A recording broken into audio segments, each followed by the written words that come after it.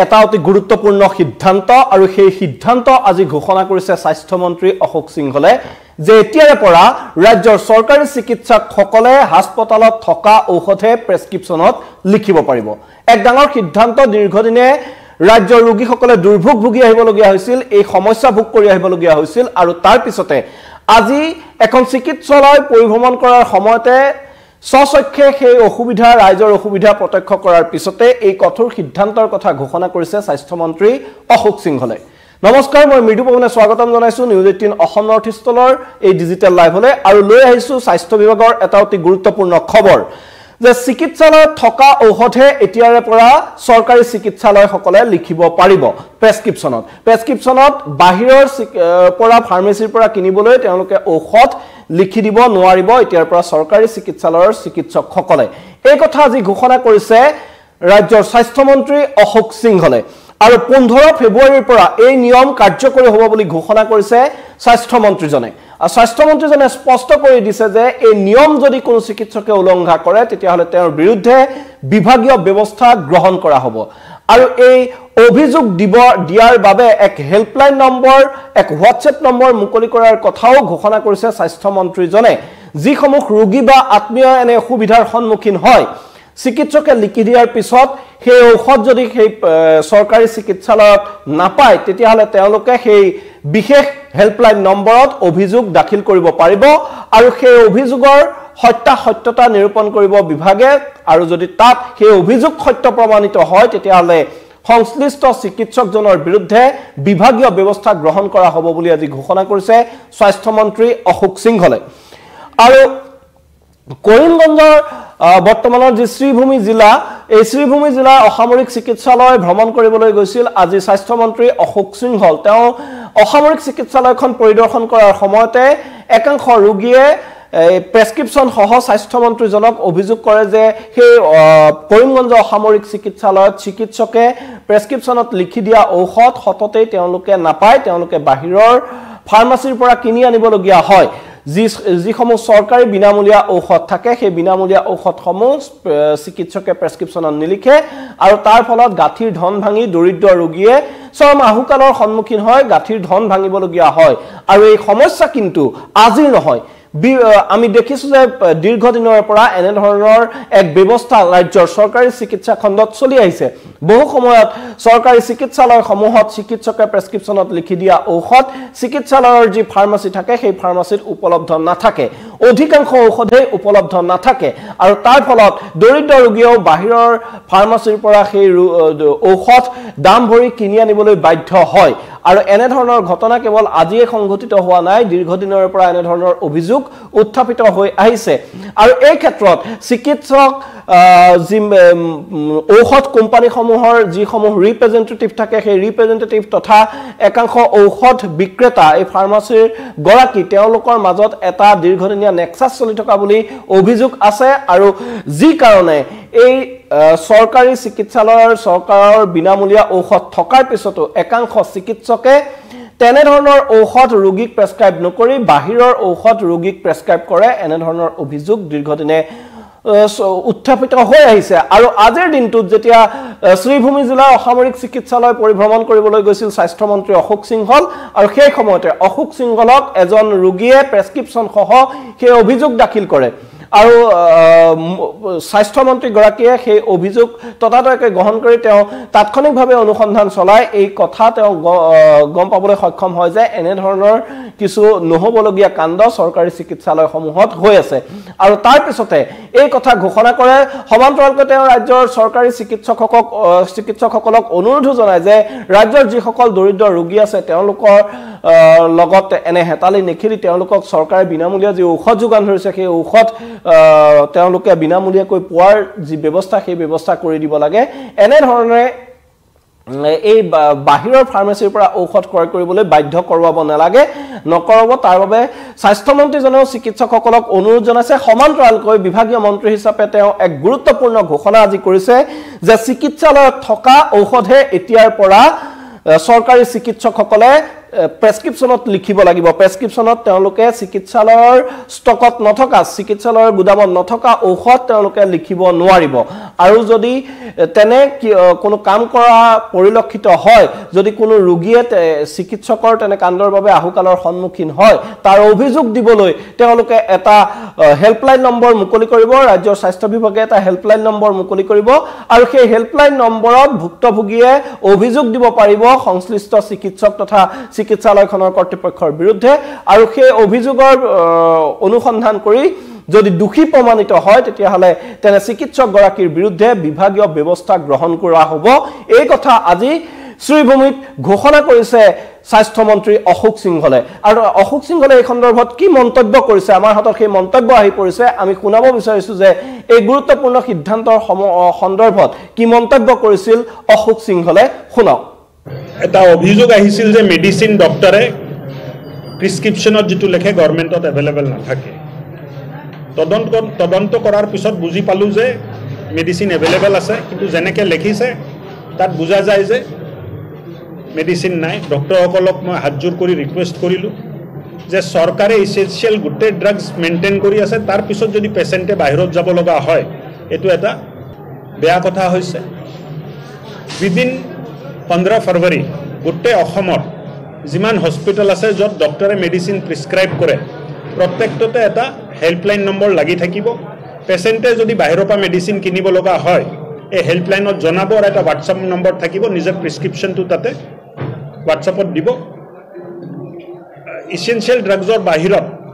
প্ৰেছক্ৰিপশ্যনত যদি মেডিসিন লিখিছে ডক্টৰৰ ওপৰত ব্যৱস্থা এনেদৰে এটা স্বাস্থ্য মন্ত্ৰী গৰাকীয়ে মন্তব্য কৰিছে যে যদি কোনো চিকিৎসালয়ত চৰকাৰী চিকিৎসকে ঔষধ লিখি দিয়ে আৰু সেই ঔষধ যদি সেই চিকিৎসালয়খনত উপলব্ধ নহয় তেতিয়াহলে সেই প্ৰেছক্ৰিপশ্যনখনৰ ফটো উঠাই এই ৰাজ্য চৰকাৰে যি হোৱাটছএপ নম্বৰ মুকলি কৰিব সেই হোৱাটছএপ নম্বৰত আপলোড কৰি দিব লাগিব আৰু লগে লগে স্বাস্থ্য বিভাগে তাৰ সন্দৰ্ভত ব্যৱস্থা গ্ৰহণ কৰিব বুলি স্বাস্থ্য মন্ত্ৰীজনে মন্তব্য কৰিছে আৰু কিয় এনে ধৰণৰ ঘটনা সংঘটিত হৈছে তাৰ পৰ্যালোচনা কৰি যদি সংশ্লিষ্ট চিকিৎসকজন দোষী প্ৰমাণিত হয় তেতিয়াহলে তেওঁৰ বিৰুদ্ধে তাৎক্ষণিকভাৱে বিভাগীয় ব্যৱস্থা গ্ৰহণ কৰিব বুলি মন্তব্য কৰিছে স্বাস্থ্য মন্ত্ৰীজনে আৰু এই ক্ষেত্ৰত যদি আমি চাওঁ যে ৰাজ্যৰ প্ৰায় প্ৰতিখন চৰকাৰী চিকিৎসালয়তে এনে ধৰণৰ ঘটনা কিন্তু সংঘটিত হৈ আহিছে কেৱল শ্ৰীভূমি জিলাৰ অসামৰিক চিকিৎসালয় নহয় ৰাজ্যৰ প্ৰায় অধিকাংশ চৰকাৰী চিকিৎসালয়তে এই অভিযোগ পোৱা যায় গুৱাহাটী মেডিকেল কলেজ হাস্পতালতো এই অভিযোগ পোৱা যায় বহু ভুক্তভোগী আছে যে চিকিৎসকে লিখি দিয়া ঔষধ যি চৰকাৰী চিকিৎসালয়সমূহ থাকে সেই চিকিৎসালয়সমূহৰ ফাৰ্মাসীত উপলব্ধ নাথাকে তাৰ ফলত গাঁঠিৰ ধন ভাঙি বহু দৰিদ্ৰ পৰিয়ালৰ লোকে এই ঔষধসমূহ ক্ৰয় কৰিবলগীয়া হয় বাহিৰৰ ফাৰ্মাসীৰ পৰা আৰু এই যি ব্যৱস্থা কিন্তু দীৰ্ঘদিনে চলি আহিছে শেহতীয়াকৈ স্বাস্থ্য খণ্ডত উন্নয়নৰ বাবে ৰাজ্য চৰকাৰে কেতবোৰ বিশেষ ব্যৱস্থা লোৱা আমাৰ পৰিলক্ষিত হৈছে শেহতীয়াকৈ দেখা গৈছে যে দীৰ্ঘদিনীয়া অভিযোগ আছিল যে চৰকাৰী চিকিৎসালয়সমূহৰ যিসমূহ বিছনা থাকে সেই বিছনাৰ কাপোৰ কানি আদি সলনি কৰা নহয় তাৰ বাবে এতিয়া ৰাজ্য চৰকাৰখনে ব্যৱস্থা গ্ৰহণ কৰা পৰিলক্ষিত হৈছে এই যি বুধবাৰৰ দিনটোত মুখ্যমন্ত্ৰীয়ে ঘোষণা কৰিছিল সামাজিক মাধ্যম যোগে যে এতিয়াৰ পৰা প্ৰতিটো বাৰৰ সপ্তাহৰ প্ৰতিটো বাৰৰ নাম লিখা বিছনা চাদৰ কাপোৰ কানি তাত পৰা হ'ব যাতে সোমবাৰৰ কাপোৰখন মঙ্গলবাৰে তাত নাথাকে মঙ্গলবাৰৰ কাপোৰখন বুধবাৰে তাত নাথাকে এনে ধৰণে এটা যি স্বাস্থ্য সেৱাৰ মান উন্নত কৰাৰ বাবে অহৰহ চেষ্টা চলাই আছে আৰু স্বাস্থ্য মন্ত্ৰীজনে কৈছে যে পৰ্যাপ্ত পৰিমাণৰ বিনামূলীয়া চৰকাৰী ঔষধ যোগান ধৰা হৈছে আৰু সকলো চিকিৎসালয়তে এই বিনামূলীয়া চৰকাৰী ঔষধ উপলব্ধ কৰোৱাৰ বাবে স্বাস্থ্য বিভাগটোৱে যৎপৰোনাস্তি চেষ্টা চলাই আছে আৰু তেওঁ স্বাস্থ্য মন্ত্ৰীজনে এক প্ৰকাৰ দাবী কৰিব বিচাৰে যে বিনামূলীয়া ঔষধৰ কোনো ধৰণৰ অভাৱ হোৱা নাই এই মুহূৰ্তত ৰাজ্যৰ চৰকাৰী চিকিৎসালয়সমূহত কিন্তু তেনেস্থলত কিয় চৰকাৰী চিকিৎসকসকলে বাহিৰৰ ঔষধ লিখিবলগীয়া হয় চৰকাৰী চিকিৎসকসকলে কিয় বাহিৰৰ ঔষধ লিখে তাক লৈও যথেষ্ট বিতৰ্কৰ সৃষ্টি হৈছে আৰু এটা অভিযোগ আছে যে চৰকাৰী ঔষধৰ যি মান সেই মান সঠিক নহয় তেনে ধৰণৰ অভিযোগ আছে কিন্তু বিভিন্ন সময়ত এই অভিযোগ চৰকাৰী পক্ষই নস্যাৎ কৰি আহিছে আৰু তাৰ বিভিন্ন সময়ত কিন্তু এনে ধৰণৰ ঘটনা পোহৰলৈ আহিছে যে চৰকাৰী এই যিসমূহ ঔষধ থাকে এই ঔষধসমূহৰ মান যিদৰে নিৰূপণ কৰিব লাগে যিদৰে এই মান নিৰ্ণয় কৰিব লাগে সেই ব্যৱস্থাসমূহ সুচাৰুৰূপে পালন কৰা নহয় তাৰ ফলত চৰকাৰী ঔষধৰ মানৰ তাৰতম্য ঘটাৰো বহু ঘটনা পূৰ্বে পোহৰলৈ আহিছে তাৰ সমান্তৰালকৈ কিন্তু এই যে দৰিদ্ৰ লোকসকল চৰকাৰী চিকিৎসালয়লৈ যায় যিসকল লোকে বিশাল বিশাল যিসমূহ এই কৰ্পৰেট সেক্টৰৰ ডাঙৰ ডাঙৰ চিকিৎসালয় আহিছে সুপাৰ স্পেশালিটি চিকিৎসালয় মাল্টি স্পেশালিটি চিকিৎসালয় হৈছে সেইসমূহলৈ যাৰ যোৱাৰ সামৰ্থ্য নাই তেওঁলোকে কিন্তু এই চৰকাৰী চিকিৎসালয়সমূহলৈ অধিক যায় আৰু তেওঁলোকে এই যিকোনো ধৰণৰ ৰোগত আক্ৰান্ত হোৱাৰ পিছত তেওঁলোকে সদায় চৰকাৰী চিকিৎসালয়খনলৈকে যাবলগীয়া পৰে আৰু তেনেস্থলত এই যি দৰিদ্ৰ ৰোগীসকল আছে এই ৰোগীসকলক এনেদৰে বাহিৰৰ পৰা ঔষধ ক্ৰয় কৰিবলৈ বাধ্য কৰাটো কিমান যুক্তিসংগত সেই কথা কিন্তু বিভিন্ন সময়ত আলোচনা হৈছে বিভিন্ন সময়ত একাংশ চিকিৎসকক সমালোচনা কৰা হৈছে প্ৰতিজন চিকিৎসকে নিশ্চয়কৈ তেনে ধৰণৰ কাণ্ড সংঘটিত নকৰে কিন্তু একাংশ চিকিৎসকে এনে ধৰণৰ ঘটনা সংঘটিত কৰি অহা বিভিন্ন সময়ত পোহৰলৈ আহিছে আৰু আজিৰ দিনটোত বৃহস্পতিবাৰৰ দিনটোত শ্ৰীভূমিত স্বাস্থ্যমন্ত্ৰীৰ ভ্ৰমণকালতে সেই কথা জলজল পটপটকৈ প্ৰমাণ হৈছে আৰু তাৰ পিছতে এতিয়া ৰাজ্যৰ স্বাস্থ্য বিভাগে ঘোষণা কৰিছে যে এতিয়াৰে পৰা চৰকাৰী চিকিৎসালয়ৰ চিকিৎসকসকলে হাস্পতালত উপলব্ধ নথকা ঔষধ প্ৰেছক্ৰিপশ্যনত লিখিব নোৱাৰিব তেওঁলোকে কোনো ৰোগীক হাস্পতালত ষ্টকত নথকা ঔষধ প্ৰেছক্ৰাইব কৰিব নোৱাৰিব আৰু যদি কৰে তেতিয়াহ'লে যি যাক তেওঁলোকে এনে ধৰণৰ হাস্পতালৰ বাহিৰৰ পৰা ঔষধ কিনিবলৈ বাধ্য কৰোৱায় তেনে ভুক্তভোগীয়ে অভিযোগ দিব পাৰিব স্বাস্থ্য বিভাগক তাৰ বাবে হেল্পলাইন নম্বৰ মুকলি কৰিব এক হোৱাটছএপ নম্বৰ মুকলি কৰা হ'ব আৰু সেই হোৱাটছএপ নম্বৰত সংশ্লিষ্ট চিকিৎসকজনে দিয়া যিখন প্ৰেছক্ৰিপশ্যন থাকিব সেই প্ৰেছক্ৰিপশ্যনখন আপলোড কৰি অভিযোগ দিব পাৰিব আৰু সেই অভিযোগৰ ভিত্তিত তদন্ত কৰি যদি দোষী সাব্যস্ত হয় সেই চিকিৎসকজন তেওঁৰ বিৰুদ্ধে ব্যৱস্থা গ্ৰহণ কৰা হ'ব নিশ্চয়কৈ এই পদক্ষেপ যদি প্ৰকৃতাৰ্থত কাৰ্যকৰী হয় ৰাজ্যবাসীৰ কাৰণে এটা বহুদিনীয়া ৰাজ্যবাসীয়ে ভুগি অহা সমস্যাৰ পৰা মুক্ত হ'ব বুলি ক'ব পাৰি কাৰণ চৰকাৰী চিকিৎসালয়সমূহত বিভিন্ন সময়ত এনেদৰে হাৰাশাস্তিৰ সন্মুখীন হ'বলগীয়া হয় দৰিদ্ৰ ৰোগীসকল এই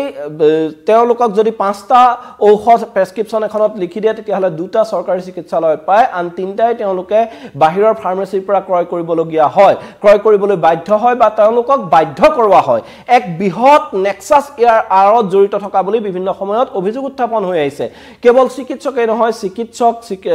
সংশ্লিষ্ট যি চিকিৎসা কৰ্মী থাকে সেই চিকিৎসা কৰ্মীৰ পৰা এই ঔষধ কোম্পানীৰ ৰিপ্ৰেজেন্টেটিভ তথা